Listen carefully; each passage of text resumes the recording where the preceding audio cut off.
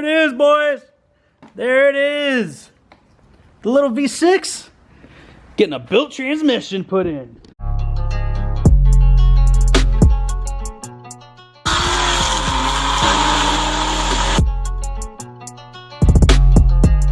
So before we even get into the video today, I want to discuss this debacle that's going on with YouTube. So, Cletus and Cars, right?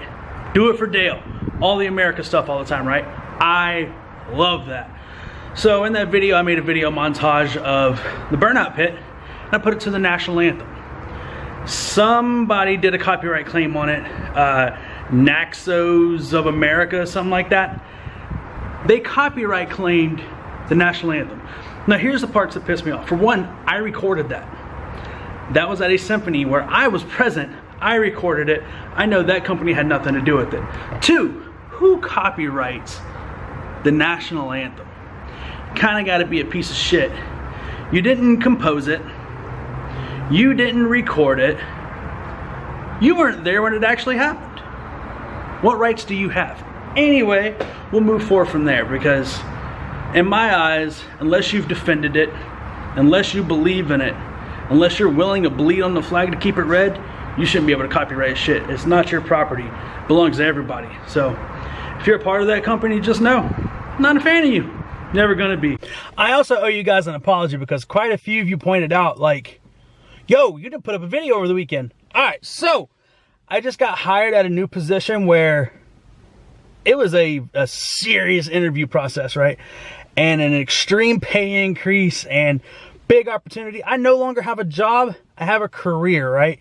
So I was a little more indulged in that and trying to make sure that I was ready for that, and going and doing everything I could do to set myself up for success. And out of quite a few candidates, I was the one guy that was chosen. So I kind of took a weekend to celebrate, but just know we're back to the car content. And I posted a video the other day of the new Paramount transmission, and I know quite a few of you want to see that. So we're going to head over to Eric's right now, and we're going to go check that out, because it's at his shop, because, you know, here in the home, I wasn't going to do it. So we're going to cover how much it cost, we're going to cover its capabilities, and we're going to cover what we think it's going to do for the car. So let's go for a ride.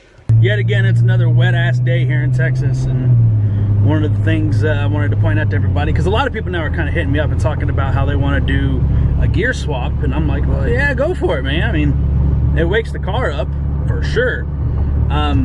But the one thing that I am noticing, and it's just due to my environment, is how touchy the throttle response is. And where that comes into play is like a day like this, right? Right now I've got it in regular drive, just cruising, and it is the touchiest throttle ever, okay?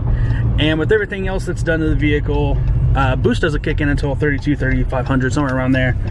And with everything else that's involved, it's a very touchy throttle. And when you're running in a very tall gear with a very touchy throttle, you get a little bit of spin. So when you have this wet stuff on the ground, some of you called like drift juice and shit like that, just know that you're gonna slide around a little bit more. So for those of you that want to do a gear swap, just keep that in mind.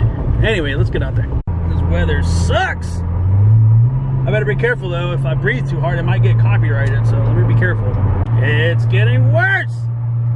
Damn you, Texas. Watch, we'll get to Eric's and it'll be sunny and 75. Woo, there it is, boys. There it is. The little V6 getting a built transmission put in. So first and foremost, thank you, Bill, from Paramount Transmissions. So a lot of people need to realize on this one, he gave me a little bit of a hookup, but it was by no means a full sponsorship. It was by no means, there's a cat in here somewhere. It was by no means a, hey, yo, boom, here it is, okay? So the initial plan was we were gonna put an HP70 in the car, which comes out of the Scat Packs. That comes out of the SRTs. And as we actually went through and did all the mediocre stuff to get ready for it, like we went by Bailey's, they gave me a drive shaft for it, like we had everything in place, right? And then boom, one day we start having transmission problems. Happens. We're running way more power than that chassis is meant to hold. So we needed a transmission. Where's this cat? Here's the cat. Told you. Hi. Hi. Hello. How are ya? I'm not even a cat person. What's up, dude? Anyway. Hellcat approved. Huh. Sorry, I was interrupted by the... You know what I was getting at. But anyway, the day came where, okay, that transmission's getting ready to fail. We knew there was a lot that was going on as far as the drag chain because components started breaking down, thus the new diff, right? And we went to go test fit on our spare block, the HP70. The bolt pattern's not even close. It's actually a lot larger. We actually can't even use it. So I took everybody's advice and I started getting in touch with people to see if they could rebuild the HP70 into a bell housing that would fit my car, right? Everybody said no. So I talked to Bill. Bill owns Paramount Transmissions out of Rock Hill, South Carolina, which ironically is 20 minutes outside of my hometown of Charlotte, right? Me and him talked back and forth, talked about the goals of the car, and he was like, okay, let's build your HP45. Herein lies the problem, right? It's my daily driver. I still drive that car on a daily basis. Now, we'll talk about here later in the video. I'm probably gonna start looking for a daily driver soon just because it's starting to get a little intense. But we talked back and forth about what we wanted to do and what I was expecting the transmission to do, and his reputation precedes him for anybody in the modern Mopar world who has already been looking at transmission builds, so we went ahead and pulled the trigger. So, everybody wants to know, what did I pay? Well, I paid a little bit more than you're going to. And the reason why is, once again, it's my daily driver. I couldn't take the stock transmission out of it. So, I had to order another HP45. That cost me around $900, okay? Had it shipped here from Houston, and then from here we had it shipped out to Paramount, which that was $400, which went to the invoice of the entire build in succession, right? So, how much did I pay? I paid $6,100, okay? You will pay more for the build without the other transmission, okay? So what I mean by that is, Bill gave me a little bit of a hookup as far as the badass cooling, and he had to do quite a bit of research and quite a bit of custom bespoke billet parts to this thing. He thought it was going to be as easy as building the HP70, right? Cool. Yo, you just got to be able to fit everything into the smaller bell housing. Incorrect. Everything in the HP45 is smaller. Now what that translates to for me is it's going to be lighter. Got to keep the chassis light, especially if we're going to be keeping the horsepower where it's at. We're going to be going a little bit higher here soon, but the whole point is power to weight ratio, so we got to keep the weight down as well. So there's really not that big of a weight increase. It's all billeted, everything inside. We went with the stronger clutch packs.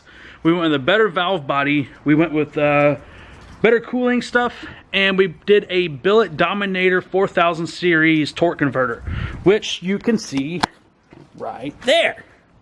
Right? Gorgeous, gorgeous. Look at that. Yeah, we see you too. But look at that, right? Like that's insane. So let's talk about his packaging real quick. We sent 2 transmissions out there. I sent out the HP70 we had because he could use it and he gave me a credit for it. Boom. So he gave me $1,200 for that. So effectively this is supposed to be $7,300. We didn't pay that. But we sent out both transmissions wrapped up the same way as this, right?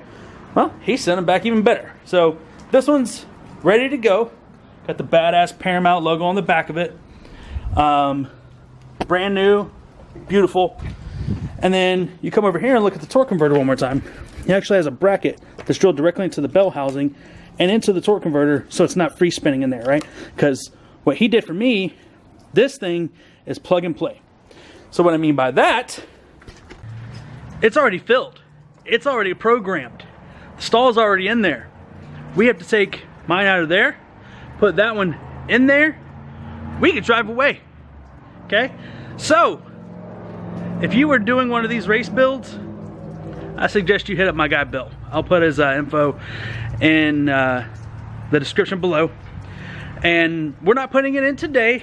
Like I said, I'm getting ready for this new job and everything, so got quite a bit going on and kind of need the car up. So we're gonna be, obviously there's gonna be some testing involved, and we're not there yet. But when we do get it in, we will be testing out the new stall. We will be testing the shift points. We will be testing the shift pressures temperatures, the whole 9 yards, right? And then from there, it's time to get back to the track. Now, I still having trouble finding a drive shaft. It is what it is. Something about the kinetic energy of the drive shaft, because it's a little bit longer than a lot of people want to deal with. It's very strange to me, but it's something I've never dealt with. So once again, if you know anybody who may be able to help me, let me know. DSS said no. G-Force wasn't about it. So we got to find something.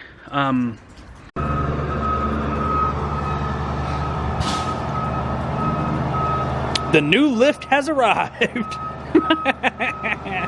20,000 pound capacity, guys, so should be able to lift the Challenger just fine. Yeah, right. So I was just telling Eric, right, that somebody just copyright struck me for the national anthem. What are your thoughts, buddy? That's the world today. Yep. Fucking stupid people. Yep. You know my background, and yeah, you understand why it kind of flabbergasted me that someone would do that. Like, what? If someone wants to do that, then they need to go and have the copyright infringement at every national football game, every national basketball game.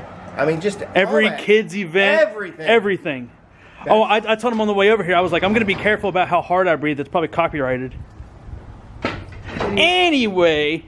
And so is pussy. Oh, God. Yeah. Right there. Yeah. Sit. Yep. There it is. Woo. We have shot pussy. God. Anyway, what do you think of this, man? What are your thoughts on this? I like it. I like it a lot. It's so shiny and new. They've, like, even the flex plate looks amazing. He's definitely taken enough time and consideration to what he's done as far as building the transmission to actually package it up this way. Yeah, well, that's what we were saying too. Nobody's going to put their logo on something that they're not proud of. Paramount. Boom. But, I mean, if you really want to think about it, I mean, you've got your cross brace here so that it is riding up high enough, and then he's actually mounted this back here so you don't have the damage to the transmission pan. Because, I mean, that's just a plastic thing. Yeah, it's plastic. That's true. So just riding around. And that's what I told them already, too, is it's already pre-filled and everything, too. It's literally unbolt the other one, unbolt the drive shaft, plug this one in. Well, clean out the transcooler first. We're going to clean the transcooler because, let's be honest, we're going to try to do it to where we get all of the old contaminated oil out of it, because if that one's slipping because the clutch packs have worn down enough. Yeah, that's what I was going to say. Eric's being nice. We have no doubt that oil that's in there right now is full of debris. It probably smells like burnt rotor. So you know how I was saying, like, hey, we put the new diff in, that fixed the problem? No. Oh. No. See? The other day, dude, I was driving down the street and the car just randomly was like, I was like, oh, yeah, we're back to this stage. Okay. So maybe the taller gear was warming up the fluid a little bit quicker, pulling it and allowing it to fill those gaps, but now it's starting to do it again, so that means it's deteriorating even faster. Thus, this guy. At least we have this. Oh my God, I can't wait for that first 4,000 RPM launch. Oh, it's going to be so nasty. But anyway, guys, that kind of covers what we wanted to get at today. I have one more point to hit with y'all. So, we got all these parts on the car, right? We got seats, we got 5-point harnesses, we got a cage, we're running drag radials, we got a built transmission, we're running a gigantic LSD in the car. About time you got some. It's the only way I do get some. Oh, but the point I'm getting at is, while I do love this car, and it's not going anywhere, for all of you like, part out, you damn vultures. No, there's no part out. What I'm getting at is I'm probably going to start looking for a daily driver soon. For two reasons. One, that car is violent on a daily basis. Oh, it's just a V6. Whatever, fucker. You come sit in it for 2 hours, right? Now, especially since with the new job I'm going to be in a full suit all the time, not really interested. Plus, I don't know how many big name commercial clients I want to pull up to and be like, hey, yeah, I drove the extremely loud, extremely bright race car to talk to you about a professional relationship. Probably not the best idea, right? I don't know, man. You might be like, hop in, let's do this deal, and just take them around. I mean, it's auto insurance, right? Auto, commercial, real estate, a little bit of everything, right? The other reason, this madman wants, there's some crazy shit this guy wants to do, right? But the problem with a lot of the stuff that we need to do is, I need to drive the car, right? If I have a daily driver, I can drop off the car and be like, just don't set it on fire. And I can leave. Because I know there's things that he wants to measure. I know there's things that he wants to engineer. I know there's days where I'm like, hey man, I'm gonna go get a beer. I need the car. He's like, fucking dick. So that's the other reason why I'm starting to look at a daily driver. I'm looking probably at a truck, maybe a late 2000s Tahoe, something like that. Nothing crazy, but something professional that's not horrible on gas mileage. So if you got any recommendations, leave them in the comments below. But that's the video for today, guys. New transmission going in, big moves being made, world records being chased down. We'll see you guys Saturday. Stay savage.